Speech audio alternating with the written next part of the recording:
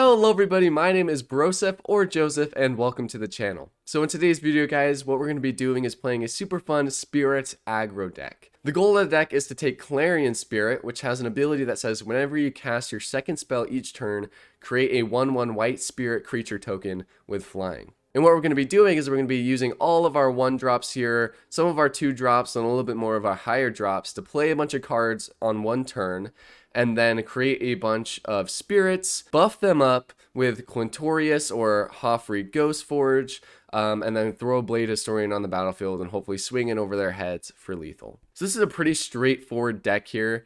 We are running a portable hole, which I highly recommend to run because it's really useful to take even some of like the legendary creatures off the battlefield that they have, like a Trelasara maybe, or a Kalane. We also have Stonebinder's Familiar, which isn't necessarily like it doesn't have to be in the deck. It's nice when we get a portable hole and Stonebinders because then we're exiling creatures. We're also exiling creatures with Hofri Ghostforge, so that's where it can be useful as well. So yeah, that's pretty much the deck. So now all you guys have to do is sit back, relax, and of course, wish me luck. Alrighty, game number 1 here. It's not the best hand. We don't have red mana, so we'll mulligan. And then now we don't have white mana. We have Showdown on the Scald, so I think we'll keep this. Really great way to just kind of delve through the top of our deck. We can shock whatever early game thing they have. Alrighty. And we get the white mana, sweet. So, Monk of the Open Hand, pass turn.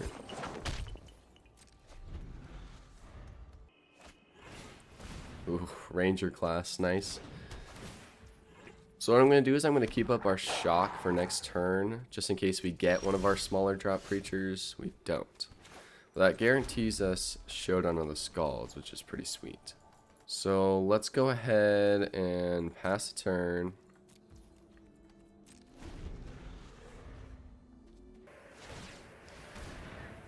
Okay, and then with that, we will go ahead and shock their creature just so they can't get that counter. And pass, cool. So we get a Blade Historian, sweet. Let's go Showdown of the Scalds. Then we can start getting counters on Monk of the Open Hand. Okay, Clarion Spirit's awesome. Portable Hole is perfect for Ranger class. Grakma, alright. Sweet. Okay, so we'll play the Plains here. And the best way to do this is probably to go Clarion Spirit, Battlefield Wrapper, then Portable Hole. Raptor, not Wrapper. A little bit of a difference there. Okay, and then we will go Portable Hole next. Put the counter on Monk of the Open Hand. Alright, Exile Ranger class, perfect. And then Battlefield Raptor. Put a counter on our Spirit, and we are online. This is why I love this deck. Showdown of the Scalds is so crucial. It allows us to just peel those cards off the top and say, alright, I'm going to play them. So, it's a lot of fun.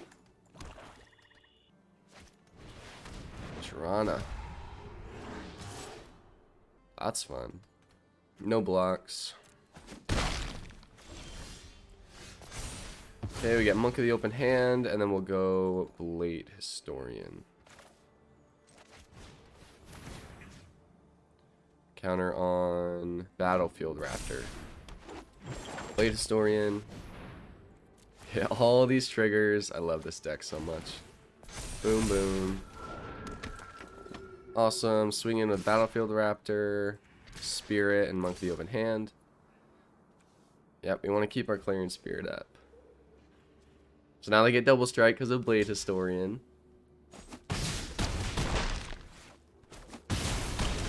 Alright, and we get the victory. Sweet! So a great first game there.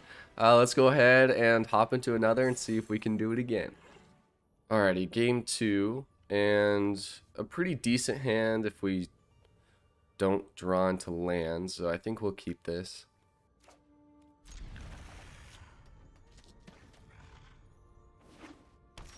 Alright, playing against blue, and we do keep getting lands. Not nice. Reveal our plains, Monk of the Open Hand.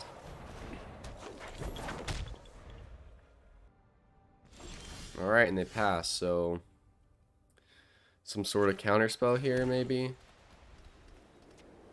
Let's try and play our Battlefield Raptor.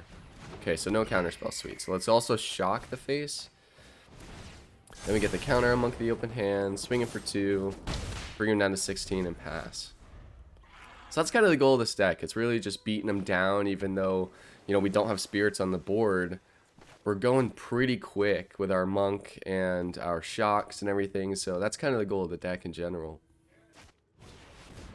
Okay. Water Knot isn't fun. So let's go Mountain, Clarion Spirit, swing it with Raptor, and pass the turn.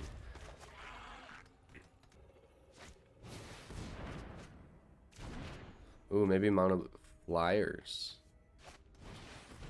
Alright, unsummon. And that can actually be very beneficial to us. Yeah, just like that. So we get another Clarion Spirit. Because we play Plains, we go Clarion Spirit, and then we go another Clarion Spirit, creating ourselves our 1/1, which we wouldn't have gotten if they didn't unsummon it in the first place. So, thank you, opponent, being a little nice here. Not used to blue players being nice. Okay, Azorius.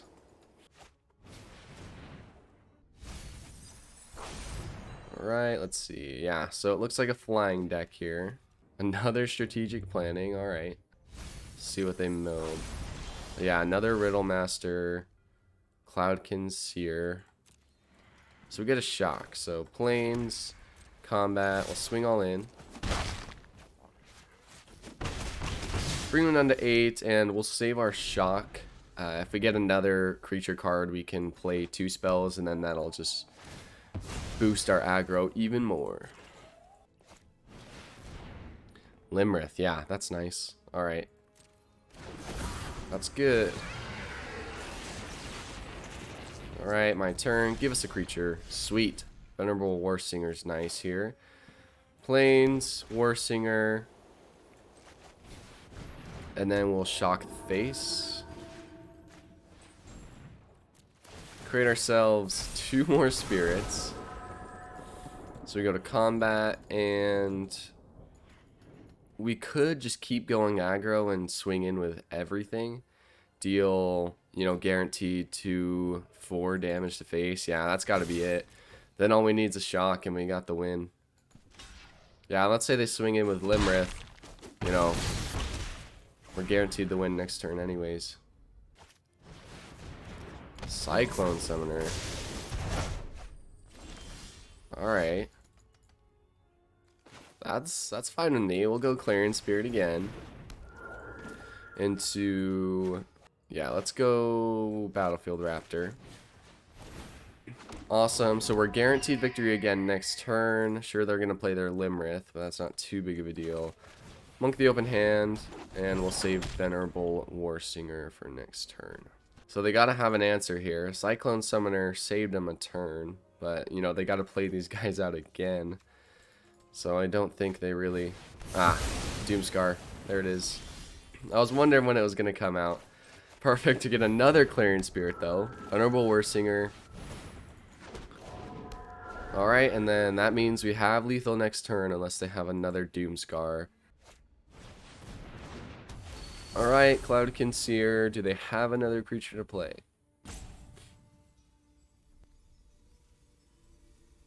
Except with Lorehold command, if they can't gain life, then we just win it anyways. Yep, so the Water Knot comes down. They have 1 mana up, so I think we got it. So Lorehold command.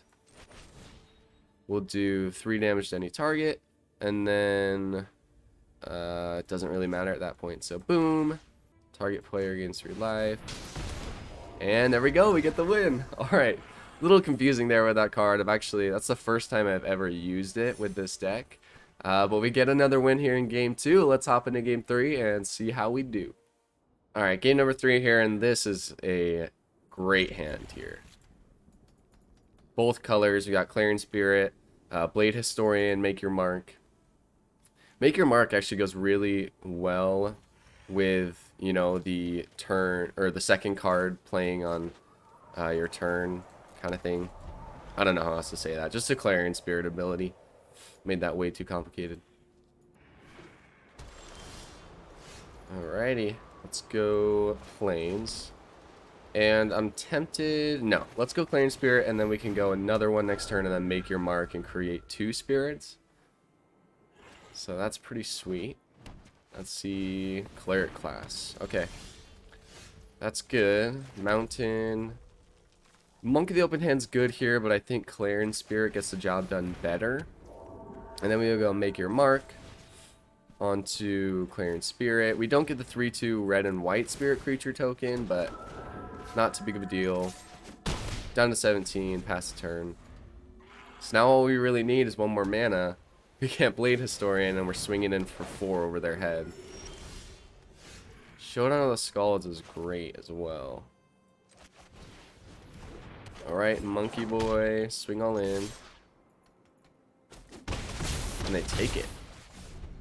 Yeah, I guess life gain. Let's see if they have a Trelisara. That would not be ideal for us. Nice.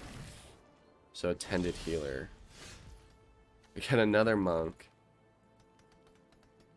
I'm tempted to even keep him up just so we can guarantee if we draw into another card to play 2 next turn. But let's hold him back.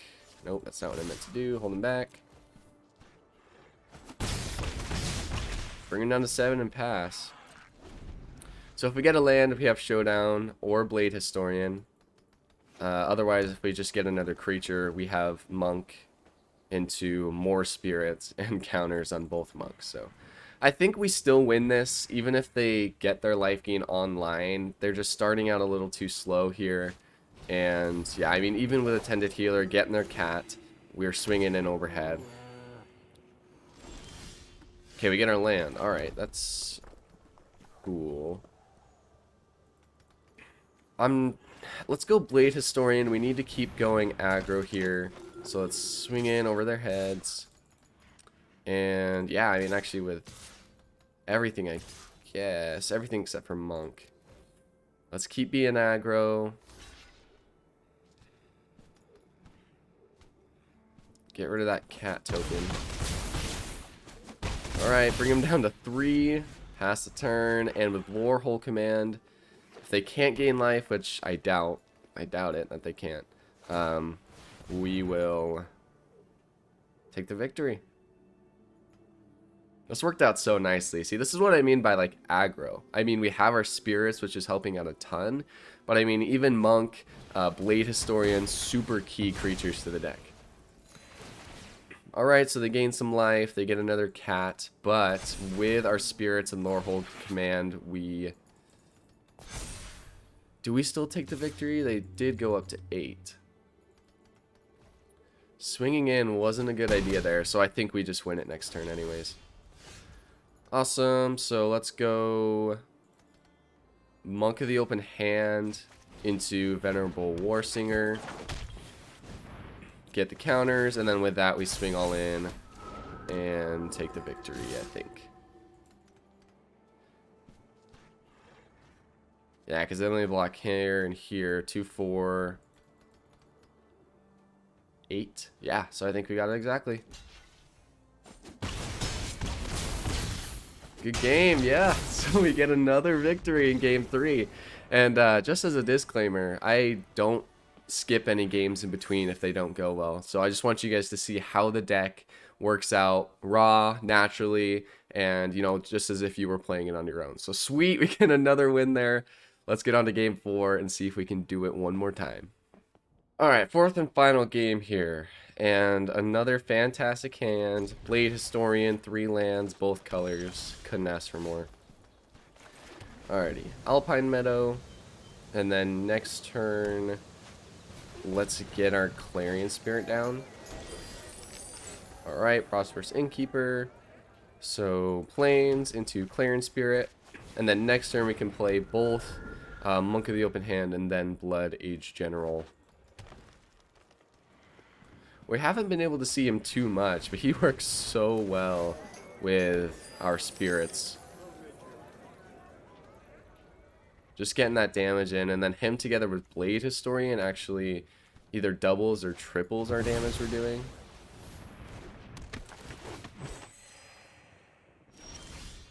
Alright, Portable Hole is nice. Unfortunately, we can't get Varus with it. We can get Prosperous Innkeeper, which isn't a bad play.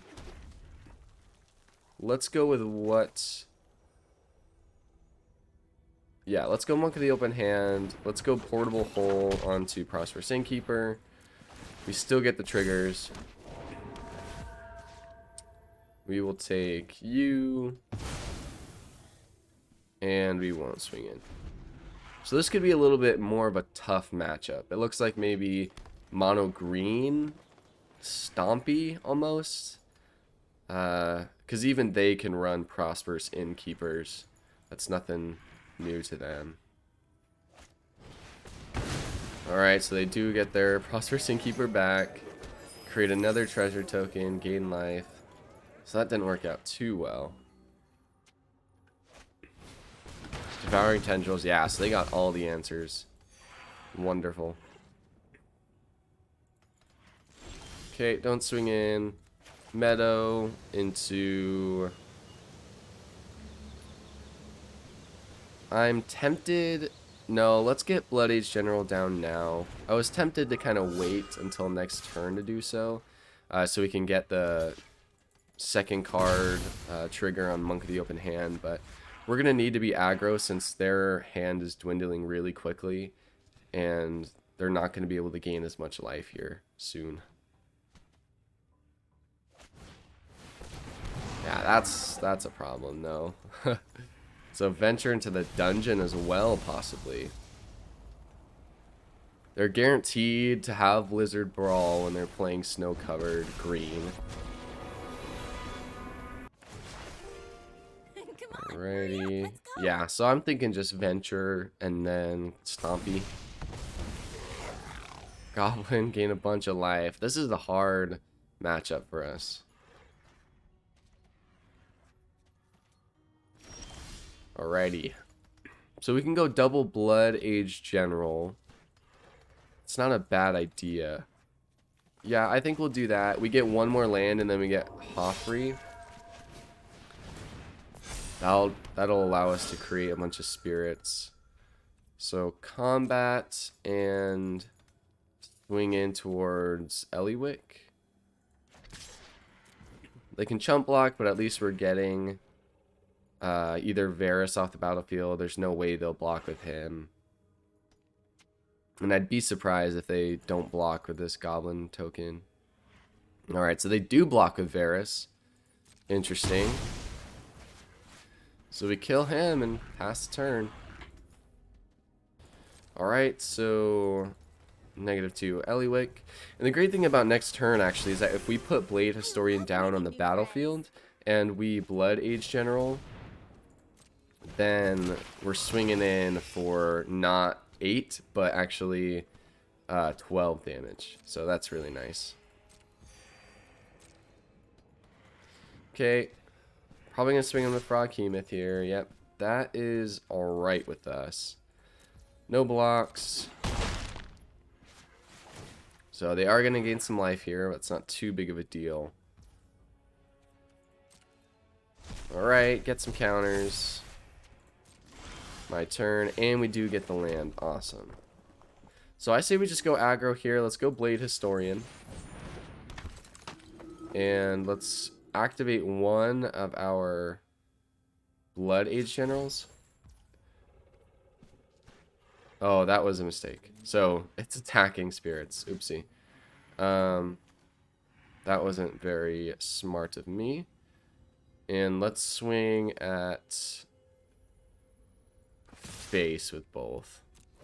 Yeah, that was an oopsie. Oh well, we still get the double strike. We aren't going to have any more creatures in our graveyard for Froghemoth to exile. Down to 27, we have Hofri next turn, which is pretty solid, especially with the trample that we're going to get. Lurking Roper's good. And do they swing in? Oh, I hope we discover something new.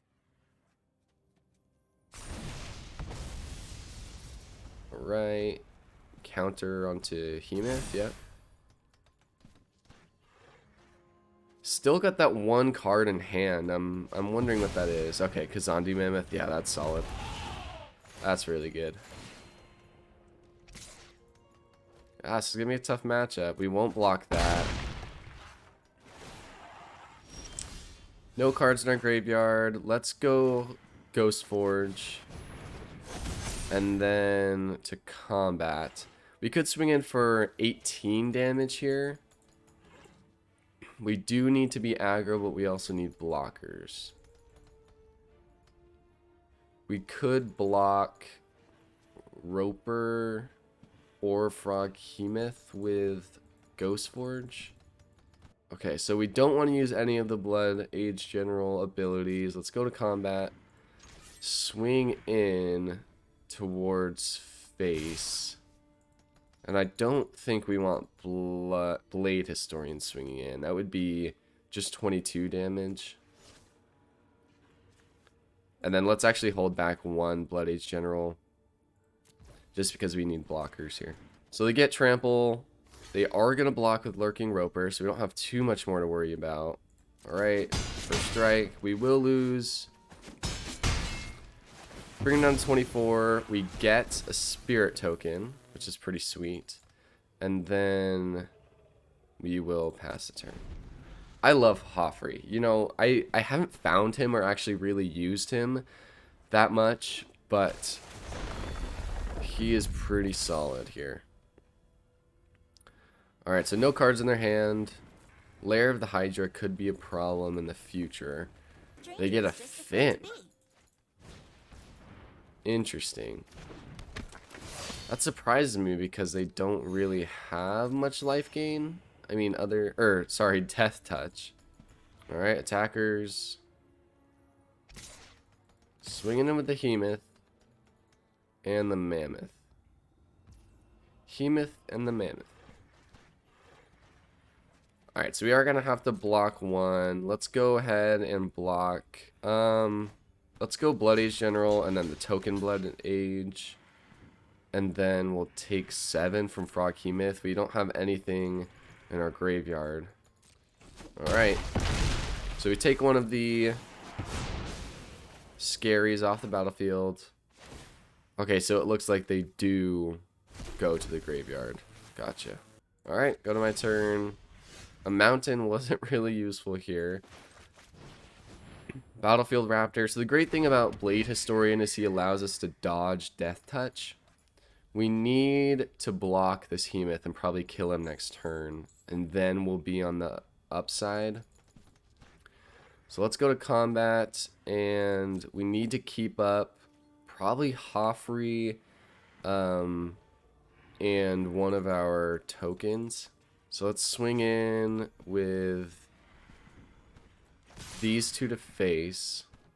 And then our Blood Age General here, we will block Frog Hemoth with. We just need to stay on the aggro side because we can't allow them to get too big of creatures on the battlefield. And this is really our time when they have no cards in hand to make that happen. So we could +1, but I'd say no. We're going to go ahead and bring him down to 26. Down to 20, and we will play our land and pass turn. Alright, venture into the dungeon. So I think we got this in a way. It just depends on what they draw here. They do have Lair of the Hydra, but it won't come in with Trample. And a Ranger class? Yeah, okay, that is scary. That could be it there. Gain a bunch of life.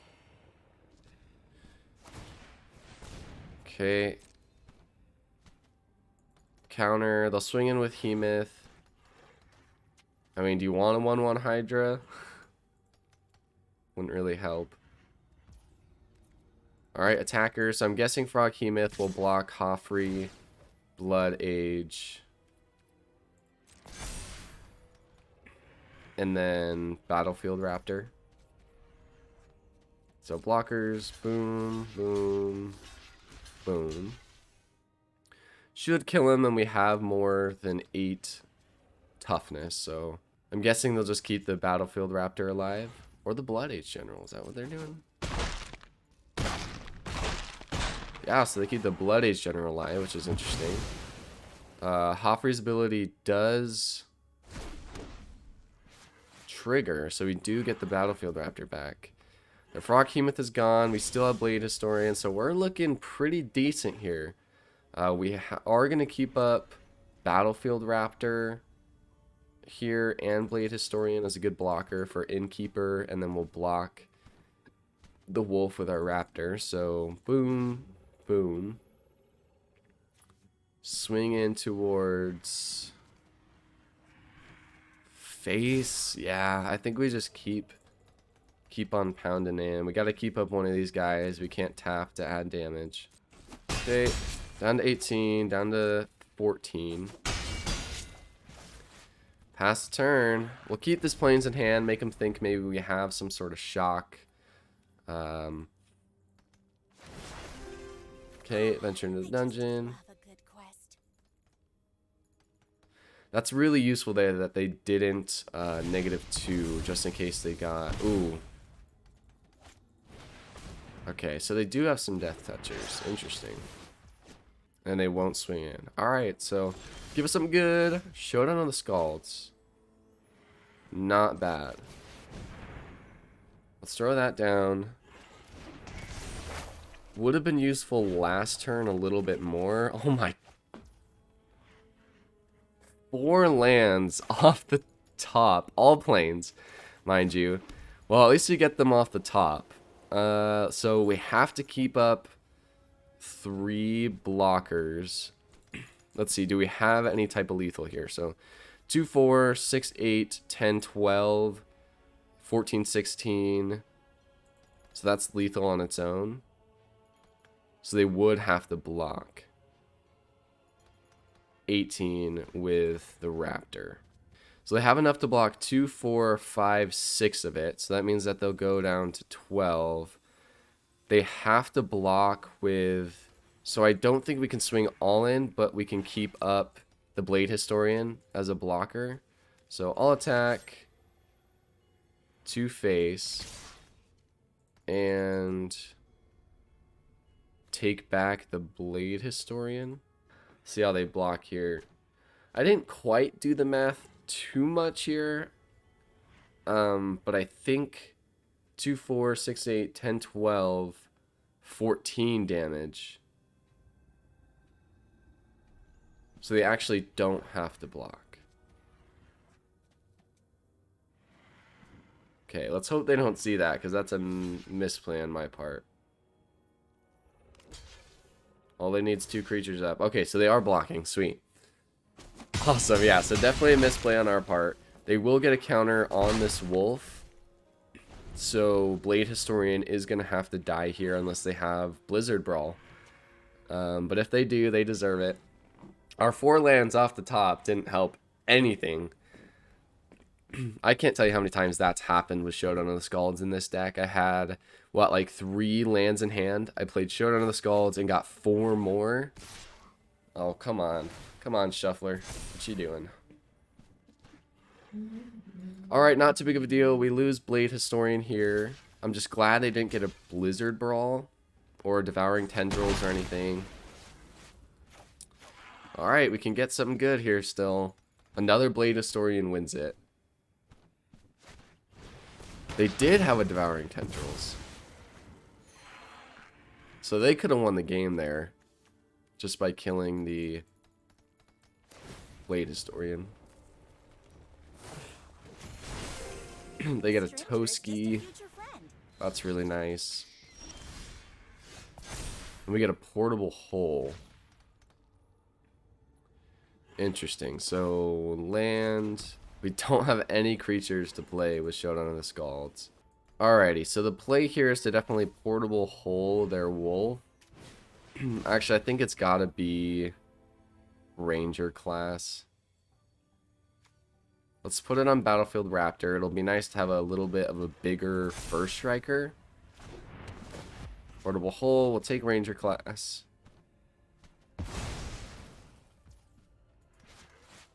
Okay, and then we can go to combat, but we really can't swing in here. We need to at least block this wolf token. Alright, so we'll go to combat. We'll swing in with our Battlefield Raptor. We need to keep taking down... Actually, we'll take down the Eliwick for sure. Cool, and then after that, we will block Toski. Have to lose one of our tokens, but at least we're still alive. I mean, unless they have a Blizzard Brawl again. Haven't seen any of those yet, which is surprising. You know, like mono green life gain stompy decks. Use those for sure. Okay, did they hit? They didn't. They missed. Wow. That was huge. That could have been the difference between the game. Alright, we have to block Toski. We can't double block this wolf, so bye-bye one of our tokens.